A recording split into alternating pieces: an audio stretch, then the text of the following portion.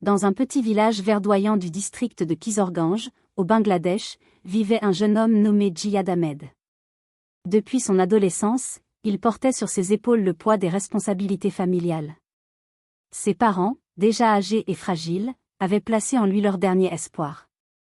Pour offrir une vie meilleure à sa famille, Jiyad avait quitté son village 10 ans plus tôt et s'était envolé vers Dubaï, cette terre lointaine que l'on surnommait « le pays de l'or » au village.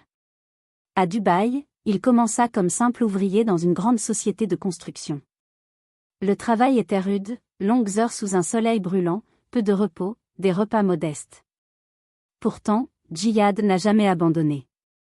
Sa persévérance, son honnêteté et son sérieux le firent rapidement remarquer.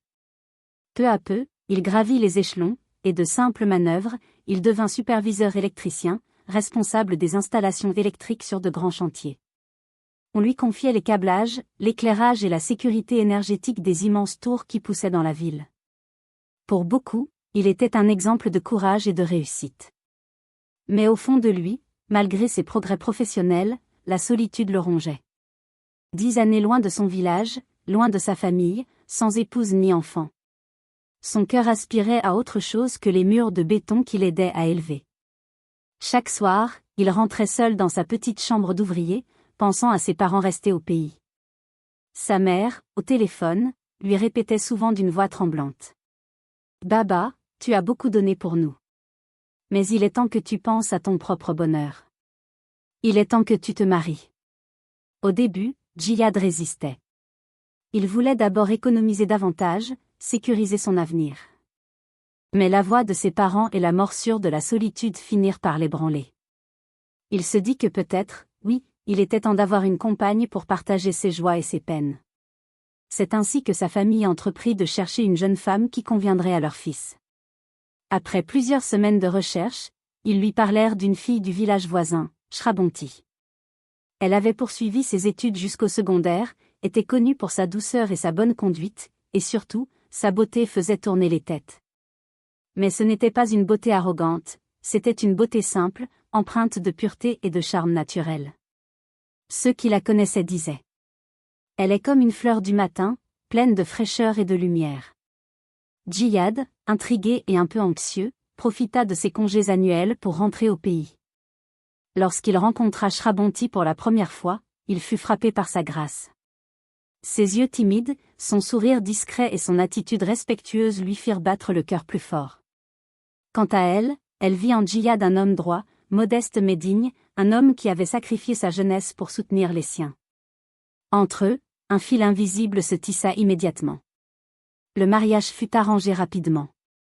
Dans le village, ce fut une grande fête. Les tambours résonnaient, les flûtes et les sanaïs accompagnaient les chants des femmes, et les invités affluaient de toutes parts. La cérémonie fut simple mais joyeuse, pleine de bénédictions et de sourires. Ce jour-là, Jiyad et Shrabonti unirent leur destin sous les regards émus de leurs proches. Après la cérémonie, les 15 jours qui suivirent furent pour eux un véritable rêve éveillé. Pour la première fois, Jiyad goûtait au bonheur conjugal. Les journées passaient dans la découverte mutuelle, des promenades au bord des rizières, des conversations tard le soir sous le ciel étoilé, des rires partagés autour des repas préparés par Shrabonti. Chaque moment était gravé dans leur mémoire comme un trésor. Pour Jiyad, ce bonheur avait pourtant un goût amer, il savait qu'il devrait bientôt repartir à Dubaï. Chaque instant, il le savourait doublement, car il portait déjà le poids de la séparation qui approchait. Il se promettait intérieurement que ce n'était que le début, que bientôt il trouverait un moyen de faire venir Shrabonti auprès de lui. Le jour du départ arriva trop vite. La gare était pleine de proches venus saluer Jiyad. Mais ce fut le regard humide de Shrabonti qui transperça son cœur. Ses larmes coulaient malgré elle, tandis qu'elle s'efforçait de lui sourire pour lui donner du courage. Jiyad, lui aussi, lutta pour contenir son émotion. Avant de monter dans le train, il lui prit les mains et lui dit d'une voix tremblante. « Attends-moi, Shrabonti. Je viendrai te chercher. Je te le promets. » Et ainsi, le jeune couple, qui venait à peine de s'unir, fut séparé par des milliers de kilomètres. Mais leur cœur restait lié par un rêve commun, travailler dur, économiser, puis revenir ensemble au pays pour bâtir une vie heureuse et digne. Ce rêve, pourtant si pure et sincère, allait bientôt se heurter à une réalité qu'aucun d'eux n'aurait pu imaginer. Lorsque Djihad retrouva Dubaï, après ses 15 jours de bonheur conjugal au Bangladesh, son cœur était partagé. D'un côté, il reprenait le chemin familier des chantiers, des câbles électriques et des grues dressées vers le ciel. De l'autre, une nostalgie brûlante l'envahissait chaque soir, les yeux de Shrabonti, son sourire discret, la douceur de ses paroles. La mégapole, avec ses tours de verre et d'acier, semblait plus froide que jamais. Le bruit des machines et l'agitation incessante de la ville ne pouvaient étouffer le silence de sa chambre, désormais vide de chaleur humaine. Il travaillait encore plus dur qu'avant, comme si ses efforts pouvaient combler ce vide. Ses collègues remarquaient parfois son air soucieux. L'un d'eux, un Pakistanais du nom de Karim, lui demanda un soir. « Frère, pourquoi sembles-tu absent? Tu as tout ici, un bon poste, un bon salaire. Qu'est-ce qui te manque ?» Djihad soupira, baissa la tête, puis répondit doucement. « Ce qui me manque, Karim, ce n'est pas ici. C'est à la maison. C'est une épouse que j'ai laissée derrière moi. » Peu à peu, il se mit à nourrir un nouveau rêve, faire venir Shrabonti à Dubaï. Il se renseigna, calcula ses économies, et comprit que ce projet nécessiterait du temps, beaucoup de démarches et de patience. Mais dans son cœur, une promesse résonnait, « Je viendrai te chercher. » Et il n'avait pas l'intention de trahir cette parole. Pendant ce temps, au village, Shrabonti menait une vie simple mais solitaire. Chaque matin, elle aidait sa belle-mère dans les tâches ménagères, puis passait ses après-midi à attendre l'appel de son mari. Son cœur bondissait chaque fois que le téléphone sonnait, même si souvent la connexion était mauvaise et que leur voix se perdait dans les parasites. « Tu m'entends, Shrabonti ?» répétait Djihad. « Oui, oui, je t'entends. Tu me manques tant. » répondait-elle en retenant ses larmes. Pour les villageois, elle était désormais « la femme de Dubaï », un titre qui faisait à la fois l'admiration et la jalousie. Certains murmuraient. « Quelle chance elle a! Son mari travaille dans l'or. Bientôt, elle vivra dans l'abondance. » Mais derrière ces mots, Shrabonti vivait l'attente, les nuits solitaires, et l'angoisse de l'inconnu. Les mois passèrent. Djihad réussit à mettre de côté une bonne partie de son salaire, réduisant ses dépenses au strict minimum. Il ne s'autorisait ni sortie, ni plaisir. Son unique luxe était d'envoyer régulièrement de l'argent au pays, pour que ses parents et Shrabonti ne manquent de rien. Pourtant, à mesure qu'il s'épuisait au travail, il commença à se poser des questions. Était-ce vraiment ça, la vie? Travailler jour et nuit, sacrifier ses forces et son bonheur, tout cela pour bâtir des tours où il n'habiterait jamais? Parfois, en levant les yeux vers le ciel, il se disait que Dubaï n'était qu'un mirage, un désert de richesses brillantes, mais sans âme. Un soir, alors qu'il rentrait du chantier, il s'arrêta devant le vaste centre commercial de Deira. Des familles venues du monde entier riaient, s'embrassaient, prenaient des photos devant les fontaines illuminées. Djihad observa longtemps ces scènes, le cœur serré. Si seulement Shrabonti était là, pensa-t-il. Mais il n'avait à offrir que des mots au téléphone, et des promesses pour demain. Dans ces moments de doute, il trouvait du réconfort dans les lettres que Shrabonti lui envoyait par la poste. Elle y racontait la vie du village, les moissons, les mariages auxquels elle assistait seule, les regards insistants des curieux. Mais surtout, elle lui rappelait toujours la force de leur lien. « Mon bien-aimé, même si les mers et les déserts nous séparent, je t'attendrai. Car mon cœur est à toi, et à toi seul. » Ces mots, Djihad les relisait encore et encore, les gardant précieusement dans un tiroir. Ils étaient pour lui un phare dans la nuit, la preuve que son sacrifice n'était pas vain. Pourtant, à mesure que le temps passait, une inquiétude grandissait en lui. Plus il retardait la venue de Shrabonti, plus il craignait que la distance n'éteigne leur flamme. Le monde, pensait-il, est rempli de tentations, de paroles empoisonnées, de jalousies cachées. Qui pouvait garantir que leur amour résisterait à l'épreuve du temps et des kilomètres? Alors, dans le silence de sa chambre exiguë, Djihad prit une décision. Peu importe les obstacles administratifs, peu importe les sacrifices financiers, il trouverait le moyen de ramener Shrabonti auprès de lui. Car à ses yeux, la véritable richesse ne se trouvait pas dans les gratte-ciels de Dubaï, mais dans le sourire de sa femme. Ce qu'il ignorait, c'est que le destin, souvent capricieux, préparait déjà une épreuve bien plus douloureuse que la distance. Une épreuve qui mettrait à l'épreuve leur patience, leur confiance, et même la force de leur amour. Les jours s'enchaînaient à Dubaï, rythmés par le travail épuisant des chantiers. Djihad, malgré sa fatigue, ne ralentissait jamais. Chaque heure supplémentaire qu'il acceptait, chaque tâche pénible qu'il accomplissait, il le faisait en pensant à Shrabonti. Sa volonté d'économiser assez pour la faire venir à ses côtés lui donnait une force que ses collègues admiraient. Mais un matin, alors qu'il supervisait une installation électrique sur le 10e étage d'un nouvel immeuble en construction, un incident se produisit. Une pièce métallique mal fixée se détacha soudainement. Dans un réflexe pour protéger un jeune ouvrier, Djihad se pencha et reçut le choc en plein dos. La douleur fut immédiate et insupportable. Ses jambes cédèrent, et il s'effondra sur le sol. Transporté en urgence à l'hôpital, Djihad resta plusieurs jours alité. Le diagnostic fut préoccupant, une blessure grave au dos qui nécessitait repos et soins prolongés. Pour un homme dont la survie dépendait de son corps et de son travail, c'était un coup terrible. Allongé dans le lit d'hôpital, il fixait le plafond blanc, le cœur lourd. Il pensait à ses parents, à Shrabonti, à toutes ses promesses. « Comment vais-je tenir ma parole si je ne peux plus travailler ?» se murmurait-il, les larmes aux yeux. C'est dans ces moments sombres qu'il fit une rencontre qui allait changer sa vie. Une infirmière bangladaise, nommée Afsana, venait régulièrement s'occuper de lui. Son accent, ses paroles douces, son sourire bienveillant lui rappelaient un peu la chaleur du pays. Contrairement aux autres soignants, elle prenait le temps de lui parler, de l'écouter. « Vous savez, Djihad Bey, le corps peut guérir, mais le cœur a besoin d'espoir », lui dit-elle un soir en changeant son pansement. Ces mots simples résonnèrent en lui comme une bouffée d'air. Jour après jour, Afsana l'encouragea à ne pas sombrer dans le désespoir.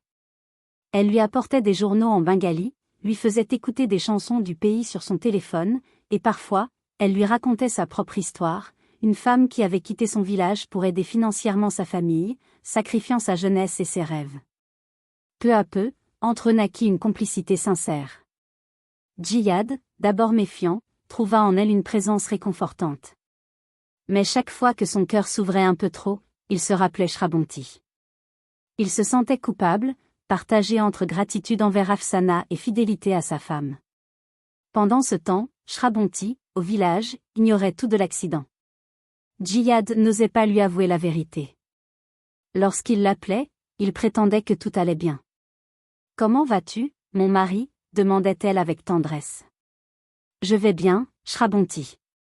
Bientôt, je t'enverrai les papiers pour me rejoindre. » Mais dès qu'il raccrochait, ses mains tremblaient, car il savait que son rêve s'éloignait encore davantage. Les semaines passèrent. Grâce aux soins et à sa volonté, Djihad retrouva peu à peu des forces. Pourtant, il n'était plus le même. La douleur persistante dans son dos, combinée à la peur de ne jamais redevenir l'homme fort d'autrefois, l'assaillait chaque nuit.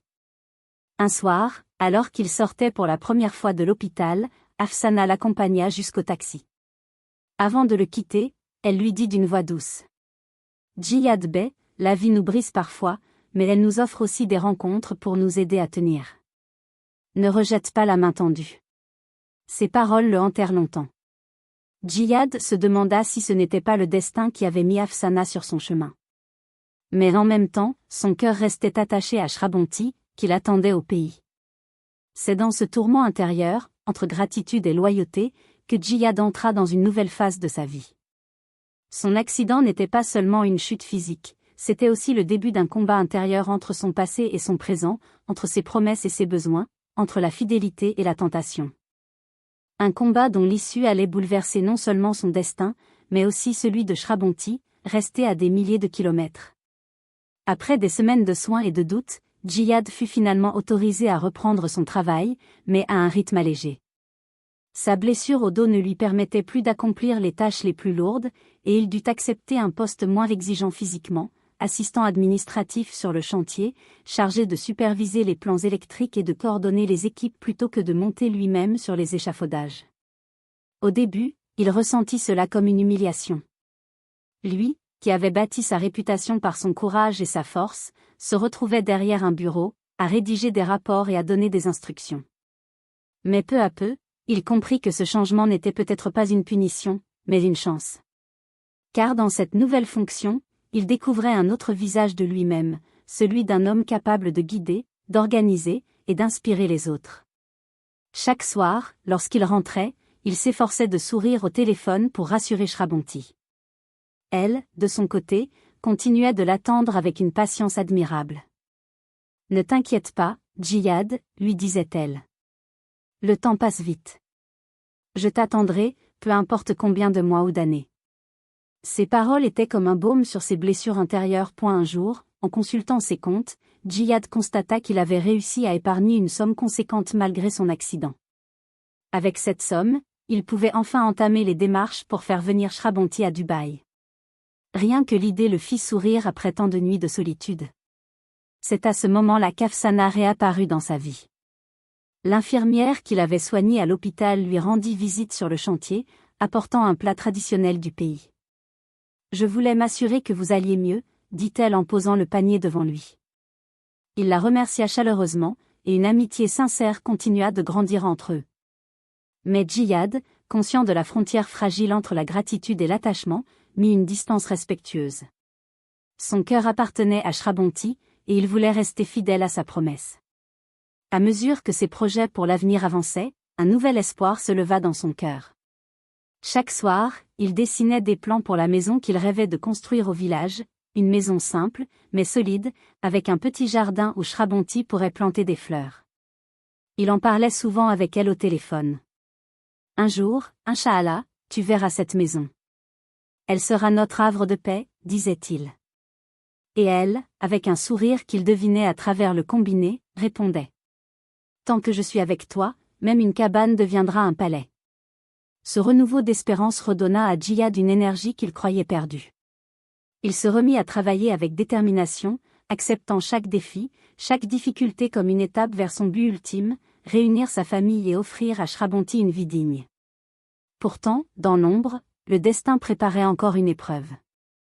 Car si Djihad voyait l'avenir avec confiance, il ignorait que, loin de Dubaï, dans ce petit village du Bangladesh, Shrabonti faisait face à des pressions grandissantes.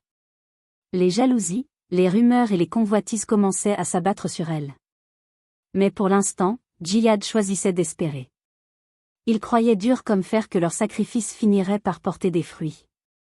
Après la chute, il se relevait. Après les ténèbres, la lumière revenait peu à peu. Et dans ce fragile équilibre entre douleur et espoir, un nouveau chapitre de leur vie était en train de s'écrire. Au village, les mois d'attente pesaient lourd sur Shrabonti. Si au début elle recevait de la compassion et des félicitations pour avoir épousé un « homme de Dubaï », peu à peu, les regards changèrent. Les langues acérées se mirent à murmurer. Combien de temps compte-t-elle attendre ? Un mari absent, est-ce vraiment une vie ? Une belle femme comme elle ne restera pas seule éternellement. Ces paroles empoisonnées atteignaient parfois ses oreilles. Mais Shrabonti serrait les poings et se répétait. « Je suis l'épouse de Djihad. J'ai promis de l'attendre. Je tiendrai. » Pourtant, les pressions ne venaient pas seulement du village. Même certains membres de sa famille insistaient. « Ta jeunesse s'envole. Pourquoi ne pas refaire ta vie ici ?» Elle résistait, mais chaque soir, ses larmes mouillaient son oreiller. Seul le son de la voix de Djihad au téléphone lui redonnait un peu de force. De son côté, Djihad s'affairait à finaliser les démarches pour la faire venir à Dubaï. Mais le processus se révéla plus complexe qu'il ne l'avait imaginé. Documents manquants, frais supplémentaires, délais interminables. Chaque obstacle le décourageait un peu plus. Et comme si cela ne suffisait pas, sa santé fragile continuait de lui rappeler son accident. Un soir, épuisé, il confia ses angoisses à Shrabonti. « Pardonne-moi, mon amour. J'avais juré que je viendrais vite te chercher. Mais tout prend plus de temps que prévu. » Au bout du fil, la voix douce de Shrabonti répondit. « Ne demande pas pardon. Tant que tu vis, que tu respires, et que tu penses à moi, c'est assez pour que j'attende. » Ces mots simples redonnèrent à Djihad une énergie qu'il croyait perdue. Il comprit que malgré la distance, malgré les épreuves, leur amour résistait. Leur lien était plus fort que les rumeurs, plus fort que la douleur, plus fort que la solitude. Peu à peu, Une nouvelle lumière entra dans sa vie. Son travail de supervision fut reconnu par ses supérieurs, qui lui confièrent davantage de responsabilités. Ses économies grandirent, et l'idée de fonder une véritable vie de couple à Dubaï redevint possible. Mais la véritable lumière ne venait pas des tours illuminées de la ville, ni des billets envoyés au pays. Elle venait du cœur de Shrabonti, de sa patience et de son amour indéfectible. Elle était sa boussole, son phare dans l'obscurité. Un soir, après une longue journée de travail, Djihad s'assit sur le toit de son immeuble et leva les yeux vers le ciel. Les étoiles de Dubaï semblaient plus lointaines que celles du Bangladesh. Mais dans leur éclat, il crut voir le sourire de sa femme. Alors, il prononça doucement, comme une prière. Shrabonti, même si les océans nous séparent, je trouverai le chemin vers toi. Un jour, nous serons réunis. Et ce jour-là, plus rien ni personne ne pourra nous séparer. Ce vœu, il le grava dans son cœur comme un serment éternel. Car de la douleur qu'ils avaient traversée, jaillissait une lumière nouvelle, la certitude que l'amour vrai peut survivre à tout, même au temps et à la distance. Et tandis que la nuit enveloppait la ville, Djihad comprit enfin que sa plus grande richesse n'était ni son travail, ni son salaire, ni ses sacrifices. Sa plus grande richesse, c'était l'amour de Shrabonti, un amour assez fort pour transformer la douleur en lumière. Si vous aimez ces histoires inspirantes, abonnez-vous à notre chaîne pour ne rien manquer de nos prochaines vidéos.